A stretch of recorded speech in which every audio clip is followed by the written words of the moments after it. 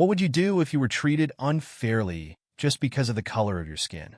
Imagine sitting in a VIP seat, enjoying your hard-earned moment of luxury, only to be asked to give it up. Not because of a mistake, but because of the color of your skin. Sounds unbelievable, right? Well, this is exactly what happened to a woman named Tasha Williams. And what followed was a series of events that no one saw coming. Stick around, because this story will shock you, anger you, and maybe even inspire you. Don't forget to like, subscribe, and hit that notification bell so you don't miss what happens next. Let's dive in. Tasha Williams sat in the plush leather seat of the VIP section, sipping her champagne with a quiet smile. The soft hum of the private jet's engines was soothing, and the view outside the window was breathtaking. Endless blue skies and fluffy white clouds. She had worked tirelessly for years to afford this moment, and she was determined to enjoy every second of it. Tasha, a 34-year-old marketing executive from Atlanta, Georgia, was on her way to a business conference in Los Angeles. She was dressed impeccably in a tailored navy blue pantsuit, her hair styled in neat braids that framed her face. Tasha was the kind of woman who carried herself with confidence, but beneath her polished exterior was a fierce determination to prove herself in a world that often underestimated her. Across the aisle sat Marcus Johnson, a 42-year-old tech entrepreneur from Chicago. Marcus was tall, with a commanding presence, and his sharp suit matched his sharp mind. He had struck up a conversation with Tasha during boarding, and the two had quickly bonded over their shared experiences as successful black professionals in predominantly white industries. Marcus was flying to LA to close a multi-million-dollar deal, and he had splurged on the VIP seats as a treat to himself. He was a man who believed in enjoying the fruits of his labor, and he admired Tasha's poise and ambition. The flight attendant, a young woman named Emily Carter, moved gracefully through the cabin, attending to the VIP passengers with a practiced smile. Emily was in her late 20s, with blonde hair tied back in a neat bun and a demeanor that exuded professionalism. She had been working for the airline for 5 years and prided herself on providing excellent service. But today, something was off. Emily's smile seemed forced, and her eyes kept darting toward the front of the cabin, where the flight's captain, John Harris, was seated. John was a seasoned pilot in his 50s, with a no-nonsense attitude and a reputation for running a tight ship. He had been with the airline for over 2 decades and was known for his strict adherence to protocol. As the flight progressed, Tasha noticed a subtle shift in the atmosphere. Emily seemed increasingly nervous, and the other passengers in the VIP section, mostly white, were casting furtive glances in her direction. Tasha tried to ignore it, focusing instead on the book she was reading, but the tension was palpable. Marcus, ever observant, leaned over and whispered, "You good?" Tasha nodded, but her unease grew. Then it happened. Emily approached Tasha's seat, her smile strained. "Excuse me, ma'am," she began, her voice trembling slightly. "I'm so sorry to bother you, but we've had a seating mix-up. Would you mind switching seats with another passenger? We'll compensate you for the inconvenience, of course." Tasha frowned, her heart sinking. She had booked this seat months in advance, and there was no way it was a mistake. "I'm sorry," she said firmly, "but I paid for this seat. I'm not moving." Emily's face flushed, and she glanced nervously toward the front of the cabin. "I understand, ma'am, but this is a special request from the captain. It's really important." Marcus, who had been listening intently, interjected. "Special request? What's so special about it? She paid for that seat just like everyone else." Emily hesitated, clearly uncomfortable. "I'm just following orders, sir. Please, it would really help us out." Tasha's jaw tightened. She knew exactly what was happening. This wasn't about a seating mix-up. This was about the color of her skin. She had experienced this kind of subtle discrimination before, but never so blatantly. "No," she said, her voice steady but firm. "I'm not moving." Emily looked panicked now, and she hurried back to the front of the cabin. Moments later, Captain Harris appeared, his expression stern. He approached Tasha's seat and stood over her, his presence intimidating. "Ma'am," he said in a low voice, "I'm going to need you to comply with the crew's instructions. This is a matter of safety and protocol." Tasha's heart raced, but she refused to back down. Safety? What's unsafe about me sitting here? I paid for this seat, and I have every right to be here. Captain Harris's face hardened. Ma'am, I'm not going to argue with you. Either you move, or I'll have to escort you off this plane. The cabin fell silent, all eyes on Tasha. She felt a surge of anger and humiliation, but also a fierce determination. She wasn't going to let them win. Not this time. Marcus stood up, his towering frame imposing. This is ridiculous, he said, his voice booming. You can't treat her like this. What's really going on here? Captain Harris glared at Marcus. Sir, this doesn't concern you. Please sit down. Marcus didn't budge. Oh, it concerns me. You're discriminating against her, and I'm not going to stand by and let it happen. The tension in the cabin was electric, and Tasha felt a mix of fear and defiance. She knew this wasn't just about her seat. It was about her dignity, her worth, and her right to be treated as an equal. And then she made a decision. She reached in her bag and pulled out her phone. You want to play it like this? She said, her voice shaking with anger. Fine. Let's see how your company feels about this. Captain Harris's eyes widened, and he took a step back. Ma'am, put the phone down. You're not allowed to record in here. Tasha ignored him, her fingers flying across the screen. She was done playing nice. She was done being silent. It was time to fight back. And with that, the entire course of the flight and the lives of everyone on board changed forever. What do you think happened next?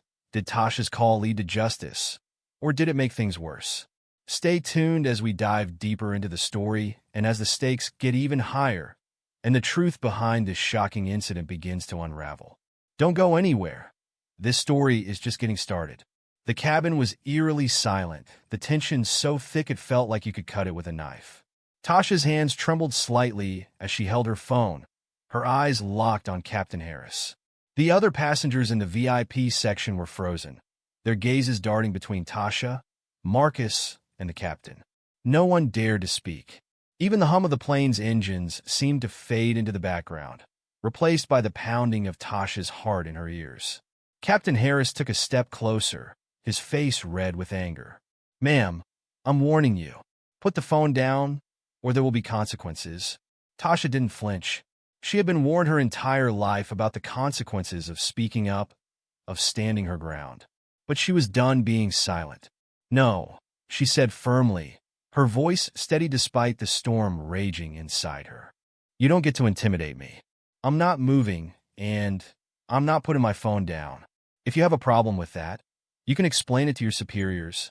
Marcus stepped forward, positioning himself slightly in front of Tasha in a protective gesture. You heard her, he said, his deep voice carrying authority. Back off. Captain Harris glared at Marcus, his jaw clenched. For a moment, it seemed like he might escalate the situation, but then he took a step back, his hands raised in a mock surrender. Fine, he said through gritted teeth. But this isn't over. He turned on his heel and stormed back to the front of the cabin, leaving Tasha and Marcus standing in the aisle. The other passengers slowly returned to their seats, but the atmosphere remained charged. Tasha could feel their eyes on her, some filled with curiosity, others with discomfort. She took a deep breath and sat back down, her phone still clutched tightly in her hand. Marcus sat beside her, his expression a mix of concern and admiration. You okay? He asked quietly. Tasha nodded, though her hands were still shaking. I will be. I can't believe this is happening. Marcus sighed, running a hand over his face. I can. It's messed up, but it's not surprising. People like him think they can get away with anything. Tasha glanced at him, her eyes narrowing. You sound like you've been through this before. Marcus gave a bitter laugh. More times than I can count. But that's why I don't back down anymore. Neither should you. Tasha felt a surge of gratitude for Marcus. He was a stranger just hours ago, but now he felt like an ally, someone who understood what she was going through. She turned her attention back to her phone, her fingers moving quickly as she typed out a message. She wasn't just going to sit back and let this slide. She was going to fight back, and she was going to make sure everyone knew what had happened. Meanwhile, at the front of the cabin, Captain Harris was seething. He slammed the cockpit door shut behind him and turned to Emily, who was hovering nervously nearby. What the hell just happened? He demanded, his voice low but furious. Emily flinched, her hands clasped tightly in front of her. I tried to get her to move, Captain. She refused. And then that man stepped in, and I don't care about excuses. Captain Harris snapped, cutting her off. This is a disaster. Do you have any idea what's going to happen if she posts that video online? The airline will have my head. Emily's eyes widened in panic. What do we do? Captain Harris paced the small space, his mind racing. He couldn't let this get out. He had worked too hard, too long, to let some entitled passenger ruin his career. He stopped abruptly and turned to Emily, his expression grim. We need to contain this. Now. Emily nodded, though she looked terrified. What do you want me to do? Captain Harris leaned in, his voice barely above a whisper. Go back there. Apologize.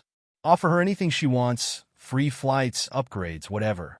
Just get that phone out of her hands. Emily swallowed hard and nodded again. I'll try. Don't try, Captain Harris said sharply. Do it. Emily hesitated for a moment, then turned and hurried back toward the VIP section. Her heart was pounding as she approached Tasha's seat. She forced a smile, though it felt brittle and fake. Ma'am, she began, her voice trembling. I just wanted to apologize for the misunderstanding earlier. We're truly sorry for the inconvenience, and we'd like to offer you compensation for your trouble. Tasha looked up, her expression unreadable. Compensation? Emily nodded eagerly. Yes, of course. Free flights, upgrades, whatever you'd like. We value your loyalty as a passenger, and we want to make this right. Tasha studied Emily for a moment, then glanced at Marcus, who raised an eyebrow skeptically. Let me guess, Tasha said, her voice dripping with sarcasm. This has nothing to do with the fact that I was about to expose your captain's little power trip, does it? Emily's smile faltered, and she glanced nervously toward the front of the cabin. I don't know what you mean, ma'am. We just want to make sure you're satisfied with your experience. Tasha leaned back in her seat, crossing her arms over her chest. Oh, I'm satisfied. Satisfied that I finally stood up for myself. But you can keep your free flights. I don't need them. Emily's face fell, and she looked like she was about to cry. Please, ma'am, if there's anything I can do. You can leave me alone, Tasha interrupted, her tone firm but not unkind. I'm done talking. Emily hesitated, then nodded and retreated, her shoulders slumped in defeat. Tasha watched her go, a mix of emotions swirling inside her. She felt a small pang of sympathy for Emily. She was clearly caught in the middle of a bad situation, but she couldn't let that cloud her judgment. This wasn't just about her. It was about every person who had ever been treated unfairly because of the color of their skin. Marcus leaned over, his voice low. You handled that well. But you know this isn't over, right? Tasha nodded, her jaw set. I know, but I'm ready for whatever comes next. As the plane continued its journey, the tension in the cabin remained palpable. Tasha kept her phone close, her mind racing with thoughts of what she would do when they landed. She knew this was just the beginning, and she was determined to see it through to the end. But little did she know, the situation was about to take a dramatic turn. One that would change everything. The plane touched down at Los Angeles International Airport with a gentle thud, but the atmosphere inside the cabin was anything but calm. Tasha remained seated, her phone still clutched tightly in her hand, as the other passengers began to gather their belongings. She could feel the weight of their stares, some curious, others judgmental, but she refused to let it rattle her. Marcus stayed by her side, his presence a quiet but steady source of support. As the cabin door opened, Captain Harris emerged from the cockpit, his expression unreadable. He avoided eye contact with Tasha and Marcus, instead addressing the passengers in a clipped, professional tone. Ladies and gentlemen, welcome to Los Angeles. We hope you enjoyed your flight. Please gather your belongings and exit the aircraft in an orderly fashion. Tasha exchanged a glance with Marcus, who gave her a subtle nod.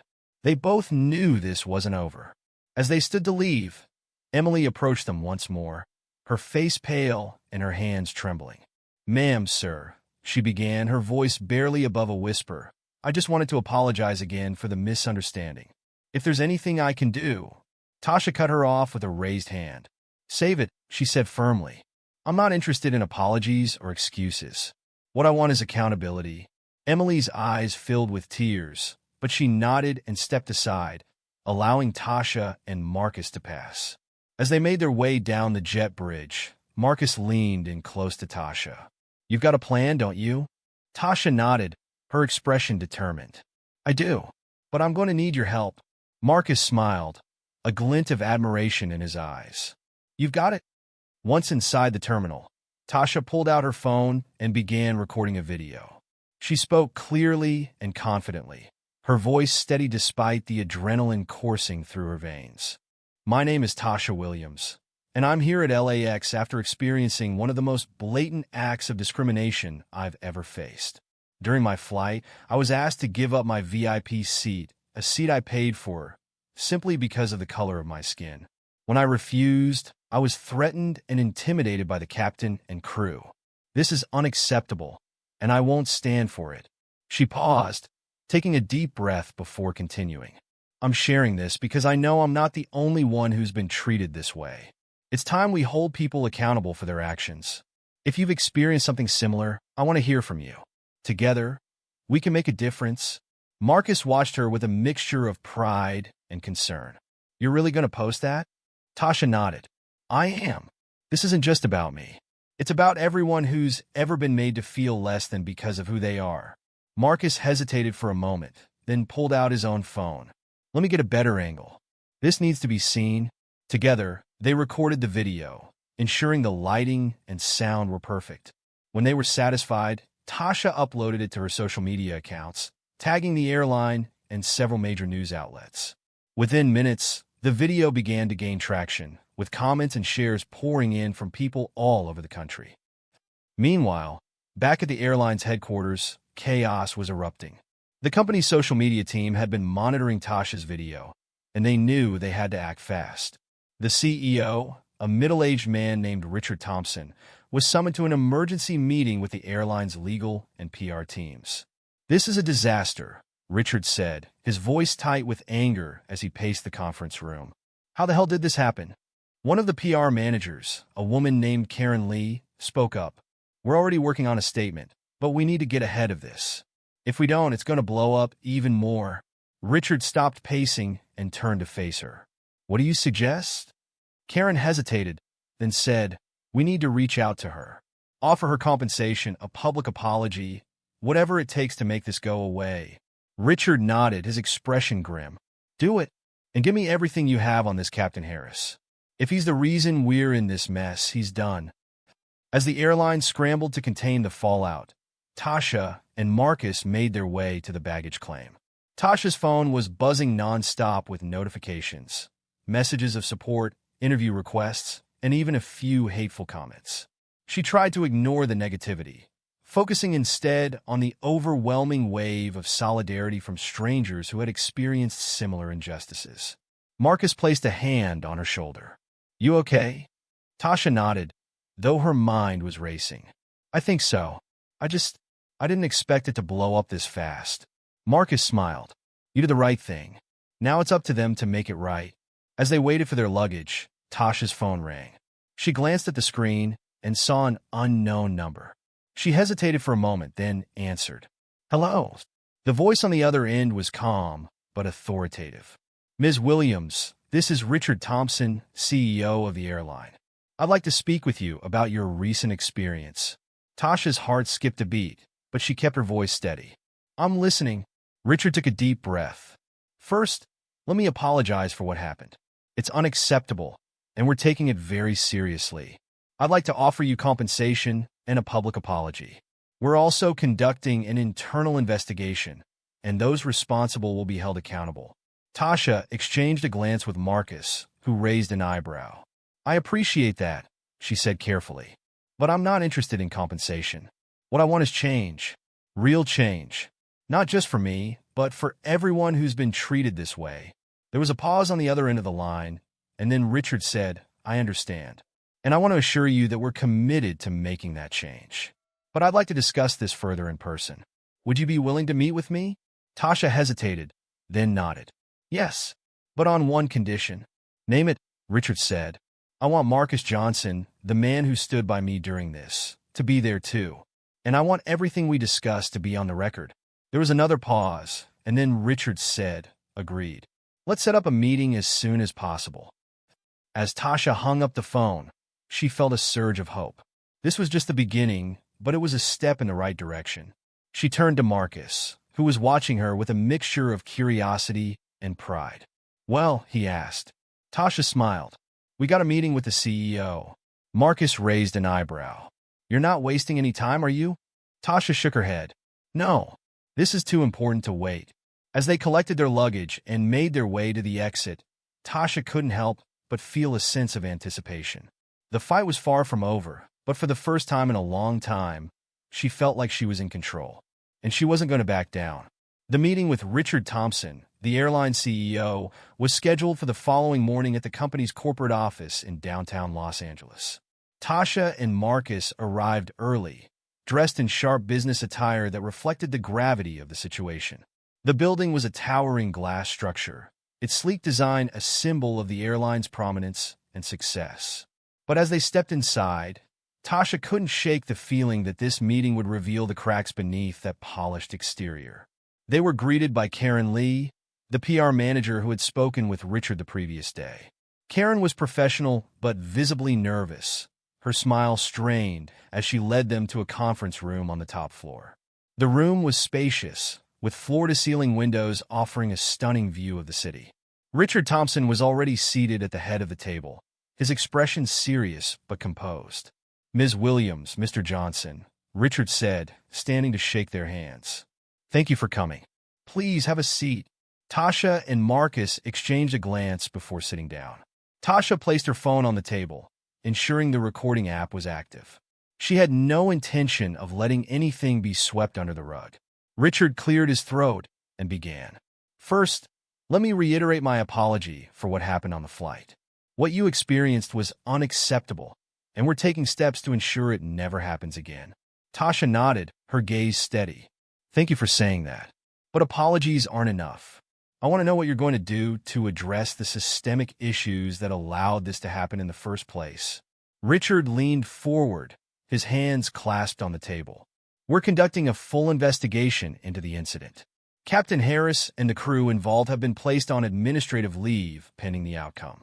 We're also reviewing our policies and training programs to ensure they're inclusive and equitable." Marcus spoke up, his tone measured but firm. "That's a good start, but it's not enough. This isn't just about one incident. It's about a culture that allows discrimination to thrive. What are you doing to change that culture?" Richard hesitated, then nodded. "You're right.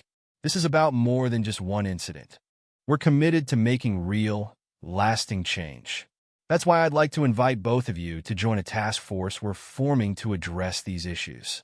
Your insights and experiences would be invaluable in helping us create a more inclusive environment." Tasha raised an eyebrow, surprised by the offer. She hadn't expected the CEO to be so direct, but she wasn't ready to accept his proposal without more information. What would that entail? Richard explained that the task force would be responsible for reviewing the airline's policies, training programs, and corporate culture. They would have the authority to recommend changes and hold leadership accountable. It was a significant opportunity, but Tasha knew it would also be a lot of work. "I'll consider it," she said carefully. "But I need to know that this isn't just a PR move. I want to see real action, not just words." Richard nodded. "I understand, and I want to assure you that this is a top priority for me personally. I'll do whatever it takes to make this right." The meeting continued for another hour, with Tasha and Marcus pressing Richard on specific actions the airline would take. By the end, Tasha felt cautiously optimistic. Richard seemed sincere, but she knew the real test would be whether he followed through on his promises. As they left the building, Marcus turned to Tasha. "What do you think?" Tasha sighed, her mind racing. "I think he's saying all the right things, but I'm not sure if it's enough. I don't want to get my hopes up." Marcus nodded. "I get that, but this is a start. And if they're serious about making changes, this could be a real opportunity." Tasha smiled faintly. "Maybe, but I'm not going to stop pushing until I see results." Marcus grinned. "I wouldn't expect anything less." Later that evening, Tasha's phone buzzed with a notification. She opened it to find a message from Richard Thompson, attaching a draft of the public statement the airline planned to release. The statement acknowledged the incident, apologized to Tasha, and outlined the steps the company was taking to address the issue. It was a strong statement, but Tasha knew it was just the beginning. She spent the next hour reviewing the draft, making notes and suggestions. She wanted the statement to be clear, direct, and unflinching in its acknowledgement of the problem. When she was satisfied, she sent her feedback to Richard, along with a reminder that actions would speak louder than words. The next morning, the airline released the statement, and it quickly went viral. News outlets picked up the story, and Tasha found herself at the center of a national conversation about racism and discrimination. She received countless messages of support, but also a flood of hateful comments and threats. It was overwhelming, but she refused to back down. Marcus stayed by her side, helping her navigate the media frenzy and offering unwavering support. Together, they began to plan their next steps, determined to turn this moment into a movement. But as the days passed, Tasha began to notice something troubling. Despite the airline's public promises, there were signs that not everyone in the company was on board with the changes. Whispers of resistance from within the organization began to surface, and Tasha couldn't shake the feeling that they were being watched. One evening, as she and Marcus were leaving a meeting with the task force, they noticed a car following them. At first, they thought it was just a coincidence, but when the car continued to tail them through multiple turns, their unease grew. "What's going on?"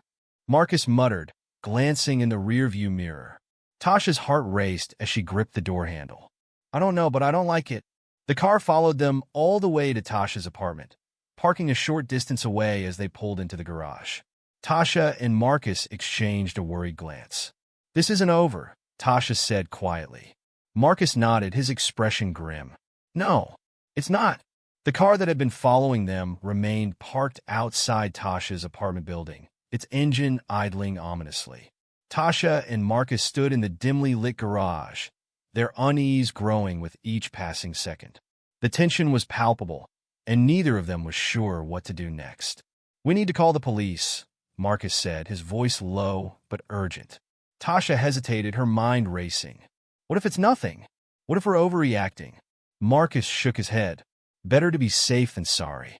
This doesn't feel right." Tasha nodded, pulling out her phone. She dialed 911 and quickly explained the situation to the dispatcher, who assured her that officers would be on their way. As they waited, Tasha couldn't shake the feeling that they were being watched. She glanced around the garage, her eyes scanning the shadows for any sign of movement. Minutes later, a police car pulled into the garage, its lights flashing. Two officers stepped out, their expressions serious as they approached Tasha and Marcus. "Are you the ones who called?" one of the officers asked, a tall man with a no-nonsense demeanor. "Yes," Tasha said, her voice trembling slightly. "There's a car outside that's been following us. We don't know who it is, but it's making us nervous." The officer nodded. "We'll check it out. Stay here." Tasha and Marcus watched as the officers walked toward the entrance of the garage, their hands resting on their holstered weapons. The tension in the air was thick, and Tasha felt her heart pounding in her chest. A few moments later, the officers returned, their expressions unreadable. "The car's gone," the tall officer said. "Whoever it was must have taken off when they saw us." Tasha let out a breath she didn't realize she'd been holding. "Thank you," she said, her voice shaky. The officer nodded. "We'll keep an eye on the area, but if you see anything else suspicious, don't hesitate to call." As the officers left, Tasha and Marcus exchanged a worried glance. "This is getting out of hand," Marcus said, his voice low. Tasha nodded, her mind racing. "I don't know who's behind this, but I'm not going to let them intimidate me." Marcus placed a hand on her shoulder. "We'll figure this out. Together."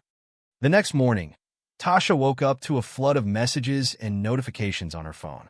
The airline's public statement had sparked a wave of reactions, both positive and negative. While many people praised the company for taking accountability, others accused Tasha of exaggerating or even fabricating the incident. The backlash was intense, and Tasha found herself scrolling through a sea of hateful comments and threats. She took a deep breath, trying to steady her nerves. She knew this was part of the process, but didn't make it any easier to deal with. As she was about to put her phone down, a new message popped up. This one from an unknown number. You think you're safe? Think again. Tasha's heart skipped a beat, and she quickly showed the message to Marcus, who had stayed over to make sure she was okay. His expression darkened as he read it. This is serious, he said, his voice tight with anger. We need to report this to the police. Tasha nodded, her hands trembling as she dialed the number for the local precinct. She explained the situation to the officer on the phone, who assured her that they would look into it. But as she hung up, she couldn't shake the feeling of dread that had settled in her chest. Later that day, Tasha and Marcus met with Richard Thompson and the task force at the airline's corporate office. The atmosphere in the room was tense, and it was clear that the incident had shaken everyone involved. We've identified the individuals responsible for the harassment, Richard said, his expression grim. They've been terminated, and we're working with law enforcement to ensure they're held accountable. Tasha nodded, but she couldn't help feeling skeptical. And what about the culture that allowed this to happen? What's being done to address that? Richard sighed, running a hand through his hair. We're implementing new training programs and policies to promote inclusivity and accountability. But change takes time, and we need your help to make it happen. Tasha exchanged a glance with Marcus, who gave her a subtle nod. We'll do what we can, she said carefully. But we need to see real action, not just words. Richard nodded. I understand, and I want to assure you that we're committed to making this right. As the meeting continued, Tasha couldn't shake the feeling that they were being watched. She glanced around the room, her eyes scanning the faces of the other task force members. Most of them seemed sincere, but there were a few who avoided her gaze, their expressions unreadable. When the meeting finally ended, Tasha and Marcus made their way to the parking garage, their unease growing with each step. As they approached Marcus's car, they noticed a piece of paper tucked under the windshield wiper. Tasha's heart raced as she reached for it, her hands trembling as she unfolded it. The message was short but chilling. You can't hide forever. Tasha felt a surge of fear and anger, her mind racing with questions. Who was behind this? And what did they want? Marcus placed a hand on her shoulder, his expression grim. We'll figure this out, he said, his voice steady. But we need to be careful. Tasha nodded, her jaw set with determination. I'm not backing down. Not now. As they drove away from the corporate office, Tasha couldn't shake the feeling that they were being followed. She glanced in the side mirror, her eyes scanning the traffic behind them. But there was no sign of the car from the previous night, and she tried to convince herself that she was just being paranoid. But deep down, she knew the truth. This wasn't over. Not by a long shot. The days that followed were a blur of meetings, interviews, and sleepless nights. Tasha and Marcus worked tirelessly to push for change, but the threats and harassment continued. It was clear that someone didn't want them to succeed, and they were determined to find out who. One evening, as they were reviewing documents in Tasha's apartment, Marcus received a call from an unknown number. He hesitated for a moment before answering, his expression darkening as he listened to the voice on the other end. What is it? Tasha asked, her heart racing. Marcus hung up the phone, his face pale. They know where we are, he said, his voice barely above a whisper. We need to leave. Now. Tasha's mind raced as she grabbed her bag and followed Marcus out the door. They didn't know who was behind the threats, but one thing was clear. They were in danger, and the fight was far from over. The night air was cool as Tasha and Marcus hurried down the dimly lit street, their footsteps echoing in the silence. Tasha's heart pounded in her chest, her mind racing with fear and uncertainty. They had left her apartment in a hurry, taking only the essentials, and now they were on the move with no clear destination in mind. Where are we going? Tasha asked, her voice barely above a whisper. Marcus glanced over his shoulder, his expression tense. Somewhere safe. I have a friend who can help us. Tasha nodded, trusting Marcus's judgment. She had no choice but to rely on him now. The threats had escalated too quickly, and she couldn't shake the feeling that they were being watched. Every shadow seemed to hold a hidden danger, every passing car a potential threat. After what felt like an eternity, they arrived at a small, nondescript building on the outskirts of the city. Marcus knocked on the door, And after a moment, it opened to reveal a man in his late 30s with a rugged appearance and a cautious demeanor. "Marcus," the man said, his voice low. "What's going on?" "We need your help, Jake," Marcus replied, stepping inside and pulling Tasha with him. "We're in trouble." Jake studied them for a moment, then nodded. "Come in. We'll figure this out." Inside, the apartment was sparsely furnished but comfortable. Jake gestured for them to sit, and Tasha sank into a chair, her legs trembling with exhaustion. Marcus quickly filled Jake in on the situation, explaining the threats, the harassment, and the feeling that they were being followed. Jake listened intently, his expression growing darker with each word. When Marcus finished, Jake leaned back in his chair, his arms crossed. "This is serious," he said. "You're dealing with people who don't play by the rules. If they're willing to go this far, they're not going to stop." Tasha felt a chill run down her spine. "What do we do?" Jake hesitated, then leaned forward, his eyes locking onto hers. "First, we need to find out who's behind this. You've made a lot of enemies by speaking out, but not all of them would go to these lengths. We need to narrow it down." Marcus nodded. "Any ideas?" Jake thought for a moment, then stood and walked over to a desk in the corner. He opened a drawer and pulled out a laptop, setting it on the table in front of them. "Let's start with the airline. If someone inside the company is behind this, we need to find out who." Tasha watched as Jake began typing, his fingers flying across the keyboard. She felt a surge of hope, but it was tempered by the fear that still lingered in the back of her mind. They were in uncharted territory now, and she had no idea what they were up against. Hours passed as Jake worked, his focus unwavering. Tasha and Marcus sat nearby, their nerves frayed but their determination unshaken. Finally, Jake leaned back in his chair, his expression grim. "I think I've found something," he said, turning the laptop so they could see the screen. "There's a group within the airline, a small but influential faction, that's been resistant to the changes Richard Thompson is trying to implement. They see you as a threat to their power, and they're willing to do whatever it takes to silence you." Tasha's stomach churned as she read the names on the screen. Some of them were high-ranking executives, people she had met during her meetings with the task force. The realization that they could be behind the threats was both shocking and infuriating. "What do we do with this information?" Marcus asked, his voice tight with anger. Jake hesitated, then leaned forward, his expression serious. "We need to be careful. If we go public with this, it could backfire. These people have resources, and they're not afraid to use them." Tasha clenched her fists, her mind racing. "We can't just sit back and do nothing. If they're willing to go this far, who knows what they'll do next?" Jake nodded. "I agree, but we need to be smart about this. We need evidence, something concrete that we can use to expose them." As the night wore on, they began to formulate a plan. Jake would continue digging into the group's activities, while Tasha and Marcus would reach out to their contacts within the airline to gather more information. It was a risky move, but they had no other choice. By the time the first light of dawn began to creep through the windows, Tasha felt a sense of determination that she hadn't felt in days.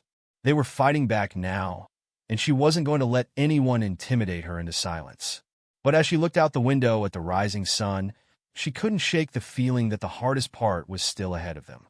The people they were up against were powerful and ruthless, and they wouldn't stop until they got what they wanted. Tasha took a deep breath, steeling herself for the challenges to come.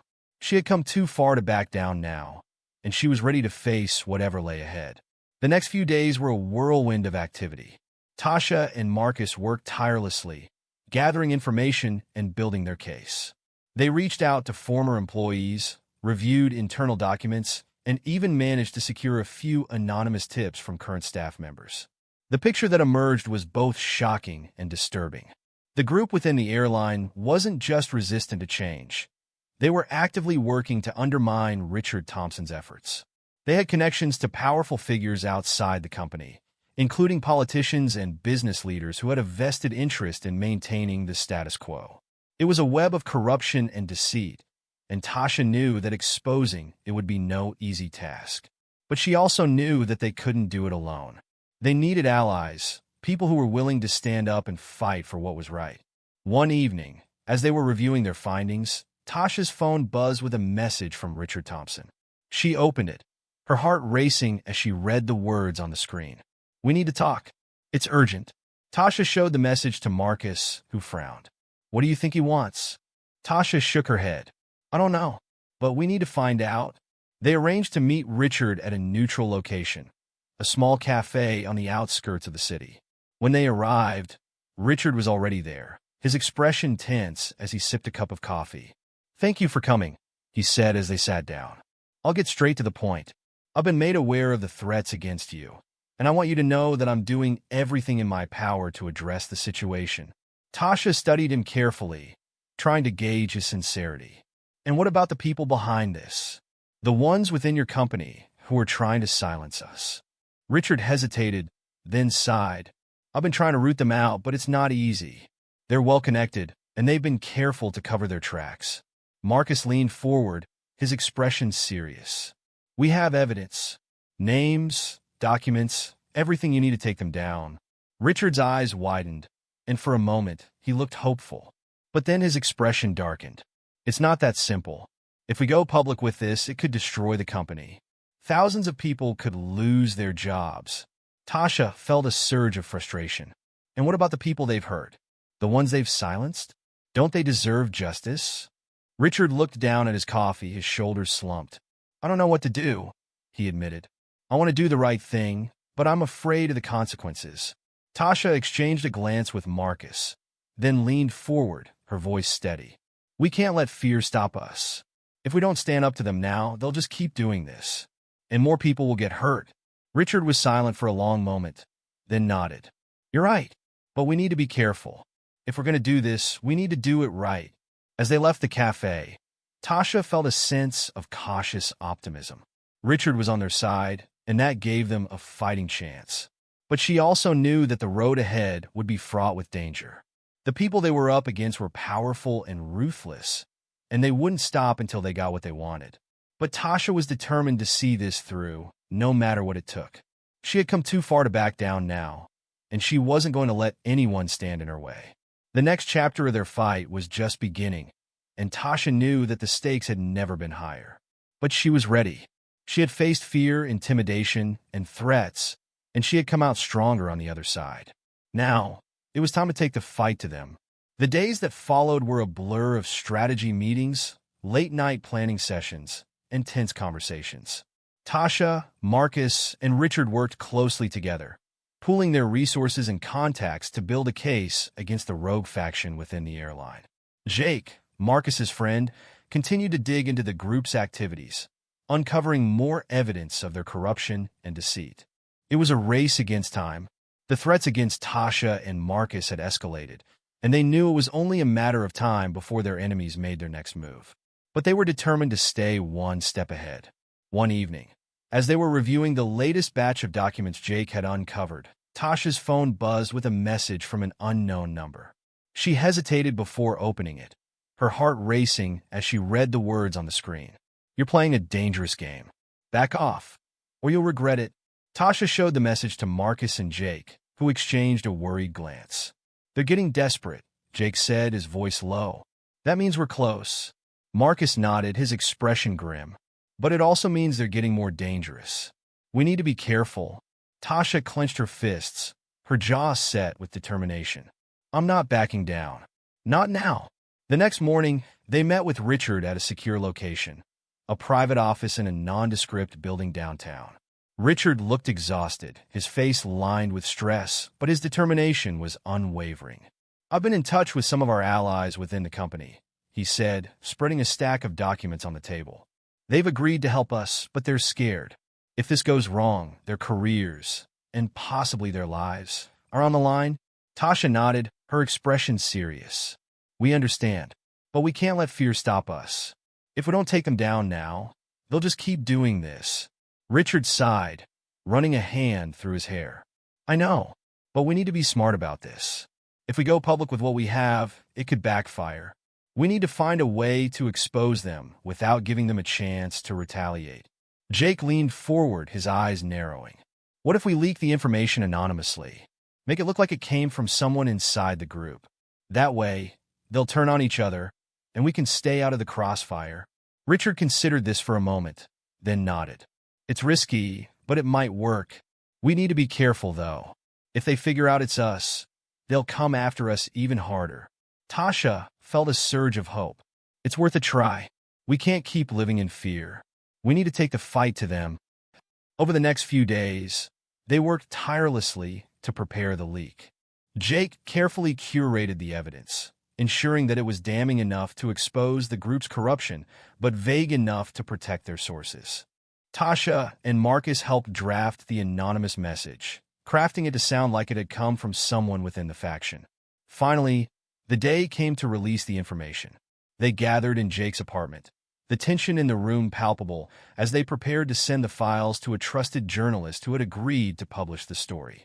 "This is it," Jake said, his finger hovering over the keyboard. "Once we do this, there's no turning back." Tasha took a deep breath, her heart pounding in her chest. "Do it." Jake hit the send button, and the files were on their way. For a moment, there was silence as they processed what they had just done. Then, Tasha felt a surge of relief mixed with anxiety. The fight was far from over, but they had taken a crucial step. The story broke the next morning, and the fallout was immediate. The leaked documents exposed the group's corruption in shocking detail, revealing their ties to powerful figures outside the company and their efforts to undermine Richard Thompson's reforms. The media frenzy was intense, and the public outcry was overwhelming. Within hours, the airline's stock price began to plummet, and calls for accountability grew louder. Richard held a press conference, condemning the actions of the rogue faction and vowing to root out corruption within the company. He promised transparency and reform, but Tasha knew that words alone wouldn't be enough. As the days passed, the pressure on the group intensified. Internal investigations were launched, and several high-ranking executives were forced to resign. The faction began to fracture, with members turning on each other in a desperate attempt to save themselves. But the victory was bittersweet. The threats against Tasha and Marcus didn't stop. If anything, they grew more intense. It was clear that the people they had exposed weren't going down without a fight. One evening, as they were leaving a meeting with Richard, Tasha noticed a car following them. She pointed it out to Marcus, who immediately changed course, leading them down a series of side streets in an attempt to lose their tail. "They're not going to stop," Tasha said, her voice trembling with fear and frustration. Marcus gripped the steering wheel tightly, his jaw set with determination. "We'll figure this out. We just need to stay one step ahead." When they finally arrived at Jake's apartment, they were both exhausted and on edge. Jake greeted them with a worried expression, ushering them inside and locking the door behind them. "We need to get out of the city," Jake said, his voice low. "It's not safe here anymore." Tasha nodded, her mind racing. "But where can we go?" "They'll find us no matter where we hide." Jake hesitated, then pulled out a map and spread it on the table. "There's a safe house upstate. It's remote, and only a few people know about it. We can lay low there until things calm down." Marcus studied the map, then nodded. "It's our best option, but we need to move fast." As they packed their belongings and prepared to leave, Tasha felt a surge of determination. They had come too far to give up now. The fight wasn't over, but they were closer than ever to achieving justice. But as they drove out of the city under the cover of darkness, Tasha couldn't shake the feeling that the hardest part was still ahead of them. The people they were up against were powerful and ruthless, and they wouldn't stop until they got what they wanted.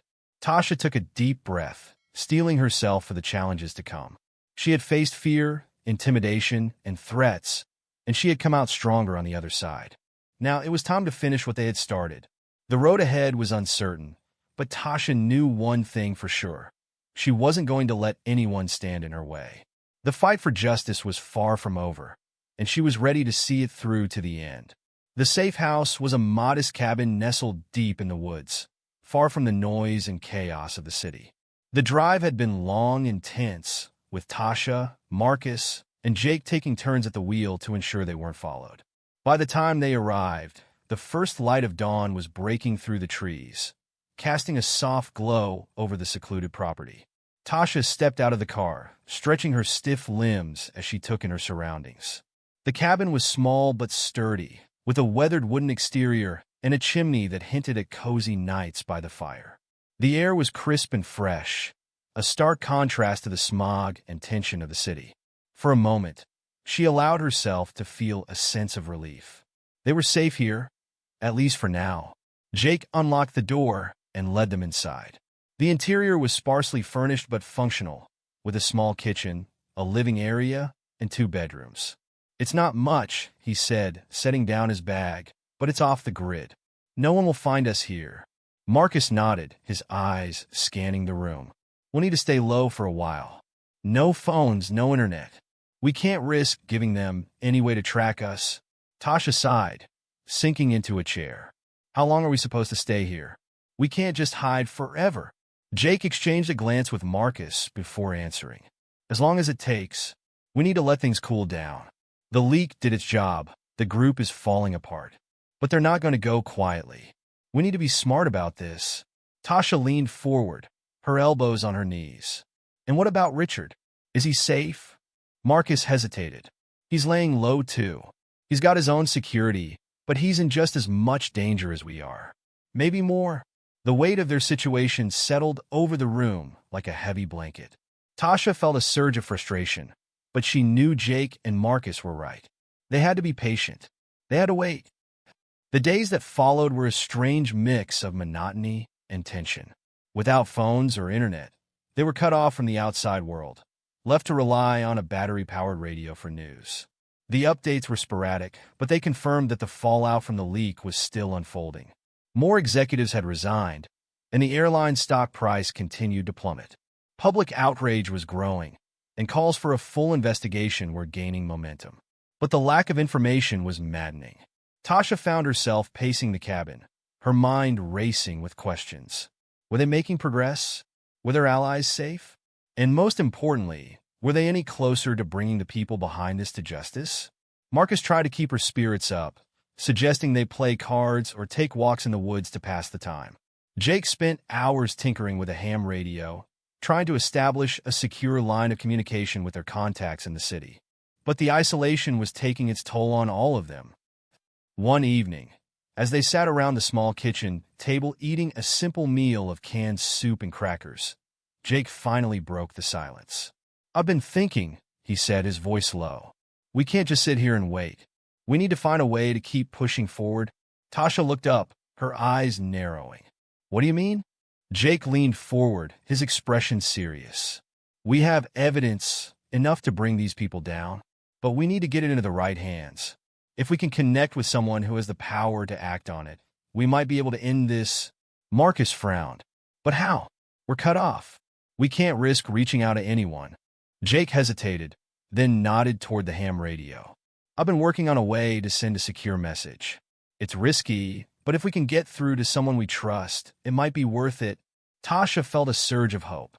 "Who do you have in mind?" Jake's eyes met hers. "Senator Clara Hayes.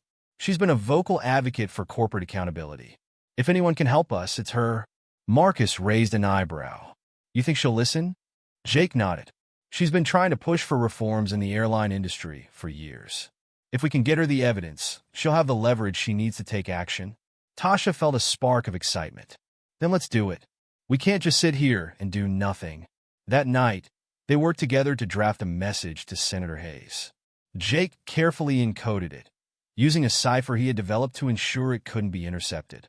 When they were ready, he sent the message, the static-filled silence of the radio stretching on as they waited for a response. Minutes turned into hours, and just as they were about to give up, the radio crackled to life. A voice came through, faint but clear. "Message received. Stand by."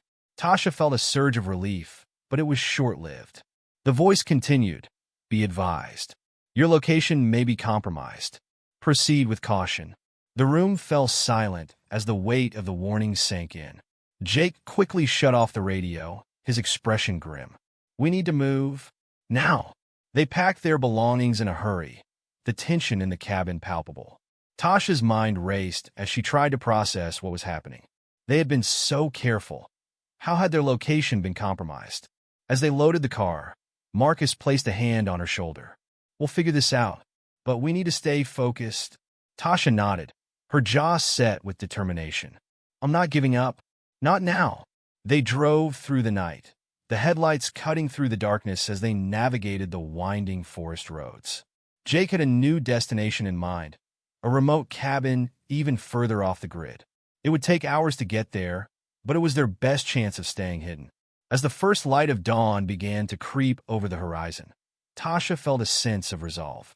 They were in the fight of their lives, but they weren't alone. They had allies, and they had evidence.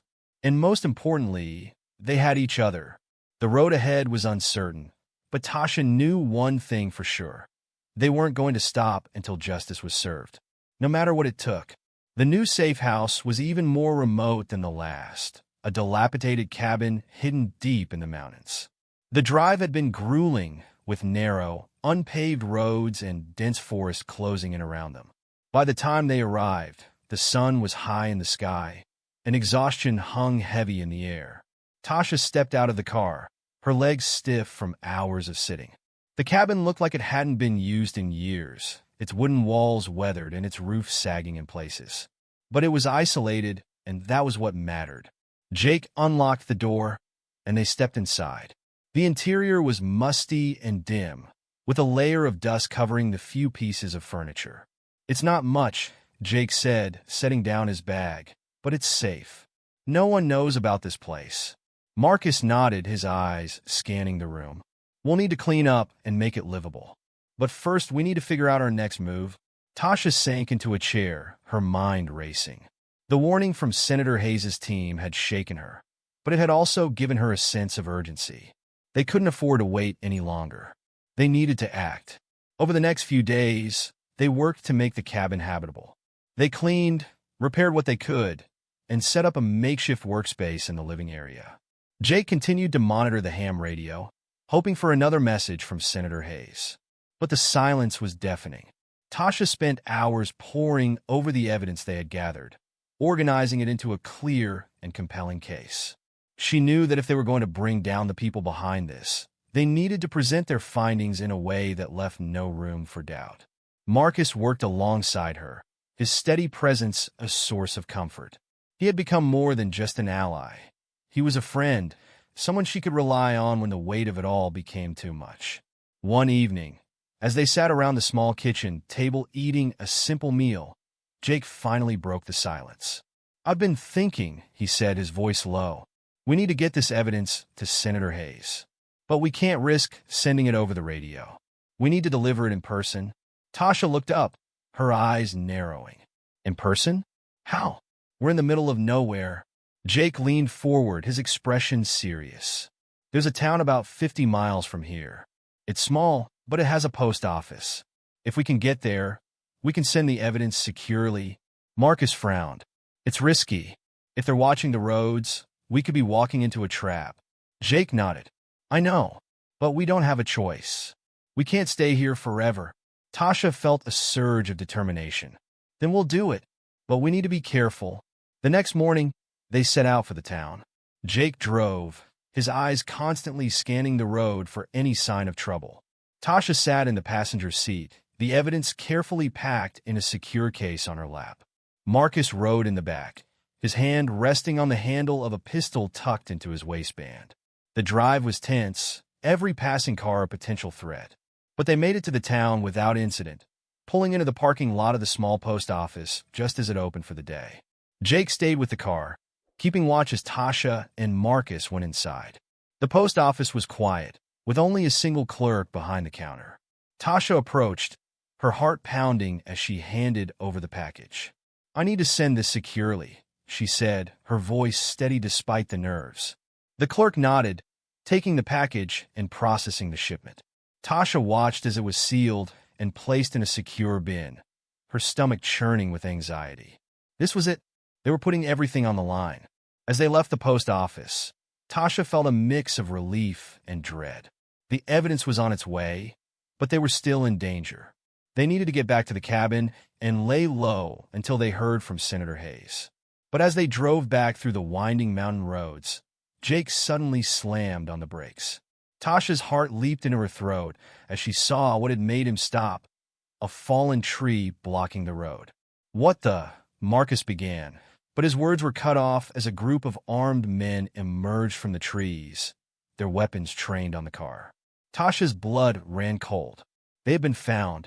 The men surrounded the car, their faces masked and their movements precise. One of them yanked open the driver's side door and pulled Jake out, forcing him to the ground. Another opened Tasha's door, grabbing her arm and dragging her out of the car. "Don't move," one of the men barked, his voice cold and commanding. Marcus raised his hands, his eyes darting between Tasha and Jake. "What do you want?" The man ignored him, turning to Tasha. "Where's the evidence?" Tasha's heart raced, but she forced herself to stay calm. "I don't know what you're talking about." The man's eyes narrowed, and he stepped closer, his voice low and threatening. "Don't play dumb. We know you sent it. Tell us where it is, and maybe we'll let you live." Tasha clenched her fists, her mind racing. They couldn't give up the evidence. Not now. Not after everything they had been through. But before she could respond, a shot rang out, and one of the men crumpled to the ground. Chaos erupted as more shots were fired, the sound echoing through the trees. Tasha dropped to the ground, her hands over her head as the gunfire continued. She didn't know who was shooting or why, but she knew one thing for sure. This wasn't over. When the shooting finally stopped, the air was thick with smoke and the smell of gunpowder. Tasha slowly raised her head, her heart pounding as she looked around. The armed men were gone, their bodies lying motionless on the ground.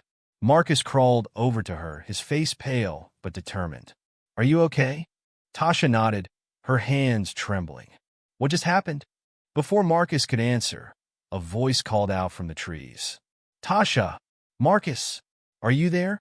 Tasha's eyes widened as she recognized the voice. It was Richard Thompson. Richard emerged from the trees, flanked by a group of armed security personnel. His face was grim, but there was a glimmer of relief in his eyes as he saw Tasha and Marcus. "We got your message," Richard said, his voice tight with urgency. "We came as soon as we could." Tasha felt a surge of hope, but it was tempered by the fear that still lingered in the back of her mind. "The evidence. It's on its way to Senator Hayes." Richard nodded. "Good, but we need to get you out of here. It's not safe." As they were led to a waiting SUV, Tasha couldn't shake the feeling that the fight was far from over. They had taken a huge risk, and it had almost cost them their lives. But they had also taken a crucial step toward justice. As they drove away from the scene, Tasha felt a sense of resolve. They had come too far to back down now. No matter what happened next, she was ready to see this through to the end. The road ahead was uncertain, but Tasha knew one thing for sure. They weren't going to stop until justice was served. No matter what it took. The SUV sped down the winding mountain roads, the tension inside the vehicle palpable. Tasha sat in the back seat, her hands clenched tightly in her lap as she tried to process everything that had just happened. Richard Thompson was in the front passenger seat, his face etched with worry as he spoke quietly with the driver. Marcus and Jake were in the back with her, both looking equally shaken but determined. "Where are we going?" Tasha asked, her voice barely above a whisper. Richard glanced back at her, his expression grim. "Somewhere safe. We have a secure location where we can regroup and figure out our next steps." Tasha nodded, though her mind was racing. The attack on the road had been a stark reminder of how dangerous their enemies were. They had been willing to kill to get what they wanted, and Tasha knew they wouldn't stop until they had silenced her and everyone involved. The secure location turned out to be a nondescript office building in a small town a few hours away. It was unremarkable from the outside, but inside, it was a hive of activity. Richard led them to a conference room where a team of lawyers, investigators, and security personnel were already waiting. "This is it," Richard said, gesturing to the room. "We're going to take these people down, once and for all." Tasha felt a surge of hope, but it was tempered by the fear that still lingered in the back of her mind. They had come so far, but the fight was far from over. Over the next few days, they worked tirelessly to build their case. The evidence they had sent to Senator Hayes had arrived safely, and she had already begun to take action. A formal investigation had been launched, and the media was buzzing with the story. The public outcry was overwhelming, and the pressure on the airline and its corrupt executives was mounting. But Tasha knew that their enemies wouldn't go down without a fight. The threats against her and Marcus had escalated, and they were under constant surveillance. Richard had assigned a team of security personnel to protect them, but Tasha couldn't shake the feeling that they were always one step away from disaster. One evening, as they were reviewing the latest developments, Richard received a call that made his face pale. He listened intently, his expression growing darker with each passing second. When he hung up, he turned to Tasha and Marcus, his voice tight with urgency. "We have a problem," he said. "One of the executives we've been investigating has gone rogue. He's taken hostages at the airline's headquarters. He's demanding that we drop the investigation, or he'll start killing people." Tasha's heart sank. "What are we going to do?" Richard hesitated, then nodded toward the door. "We're going to stop him, but we need to move fast." The drive to the airline's headquarters was tense, with Richard's security team leading the way. When they arrived, the building was surrounded by police cars and news vans, their lights flashing in the night. Tasha could see the hostages through the windows of the executive floor, their faces pale with fear. Richard led them to a command post that had been set up nearby, where they were briefed on the situation. The rogue executive, a man named Daniel Graves, was heavily armed and had barricaded himself in the boardroom. He had already shot one of the hostages, and he was threatening to kill more if his demands weren't met. Tasha felt a surge of anger and determination. "We can't let him win. We have to do something." Richard nodded, his expression grim. "We're working on a plan, but we need to be careful. One wrong move, and people could die." As the hours passed, the tension grew. Negotiations with Graves had stalled, and the situation was becoming increasingly dire. Tasha, Marcus, and Jake stayed close to Richard, offering whatever support they could. But Tasha knew that they were running out of time. Finally, Richard turned to her, his eyes filled with resolve. "There's one thing we haven't tried. Graves has a family, a wife, and 2 kids. If we can get them here, they might be able to talk him down." Tasha nodded, her heart racing. "Do it, whatever it takes." Richard's team moved quickly, contacting Graves' family and arranging for them to be brought to the scene. When they arrived, Tasha could see the fear and desperation in their eyes. They were escorted to the command post, where they were briefed on the situation. Graves' wife, a woman named Laura, stepped forward, her voice trembling. "Let me talk to him, please." Richard hesitated, then nodded. "We'll set up a phone line, but you need to be careful. He's not in his right mind." The call was made, and Laura spoke to her husband in a calm, steady voice. Tasha watched as the tension in the room grew, her heart pounding in her chest. For a moment, it seemed like Graves might listen, but then his voice came through the phone, cold and unyielding. "It's too late for that," he said. "They've ruined everything. I'm not going to let them win." Before anyone could react, a gunshot rang out, followed by screams. Tasha's heart leaped into her throat as the line went dead. The next few minutes were a blur. The police stormed the building, and the hostages were rescued. Graves was found dead, a self-inflicted gunshot wound to the head. The crisis was over, but the cost had been high. Tasha felt a mix of relief and sorrow as she watched the hostages being led out of the building. They had survived, but they would carry the scars of this night for the rest of their lives. As the sun rose over the city, Tasha stood with Marcus and Jake, watching as the media swarmed the scene. The story was already making headlines, and the public outcry was louder than ever. The airline's corrupt executives were being exposed, one by one, and the fight for justice was gaining momentum. Richard approached them, his face lined with exhaustion, but his eyes filled with determination. "We did it," he said, his voice quiet but firm. "It's not over yet, but we've taken a huge step forward." Tasha nodded, her heart heavy but hopeful. "We couldn't have done it without you." Richard shook his head. "No, this was all of us, together." As they left the scene, Tasha felt a sense of closure. The fight wasn't over, but they had made a difference. They had stood up to corruption and injustice, and they had shown that no one was above the law. The road ahead would be long and difficult, but Tasha knew that they were ready. They had faced fear, intimidation, and violence, and they had come out stronger on the other side. And as she looked out at the rising sun, Tasha felt a sense of hope. The fight for justice was far from over, but they had taken a crucial step forward. And no matter what happened next, she was ready to see it through to the end.